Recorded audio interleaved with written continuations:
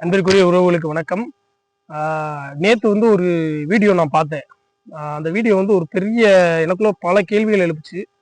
என்ன அப்படின்னா, ஒரு தெலுங்கு பேசுகிற பெண்மணி, ஒரு பெரிய கூட்டம், அந்த தெலுங்கு சமூகம் ஒன்றா சேர்ந்து அண்ணன் சீமானை எதிர்க்கிறோம்.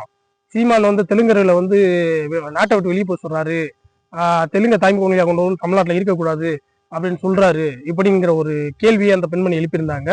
அது போக அண்ணனை ரொம்ப மட்டமாகவும் பேசியிருந்தாங்க. நான் என்ன கேள்வி கேட்கிறேன் அப்படின்னா, இந்த தெலுங்கு சமூக மக்கள் தமிழ்நாட்டில் வாழ வேணாம் அப்படின்னு யாரும் சொல்லலை, அண்ணன் சீமானும் சொல்லலை. எல்லாரும் வாழணும், தமிழன் ஆளணும் தான் அண்ணனோட கோரிக்கையா இருக்கு. அதுதான் எங்களோட கோரிக்கையாகவும் இருக்கு.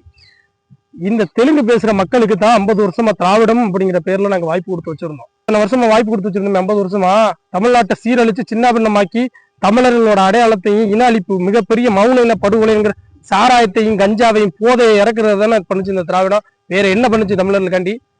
இதனாலதான் நாங்க பதறோம்.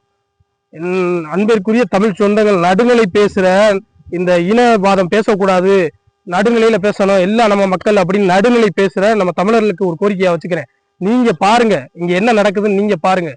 இது நம்ம தமிழர்கள் ஒரு ஆந்திராலேயோ கர்நாடகாலேயோ போய் இந்த மாதிரி அவன் கர்நாடகா தமிழ் பேசுறவனை எதிர்க்கிறான்னு சொல்லிட்டு போய் நம்ம அங்கே போராட்டம் பண்ண முடியுமா? அங்கே பிரச்சனை பண்ண முடியுமா? பிரச்சனை பண்ணுனா அடுத்த நாள் அவன் நம்ம இருக்க விடுவானா? ஒரு தண்ணி கேட்டதுக்கு நம்ம லாரியில எப்படி அடிச்சு விரட்டுறான்.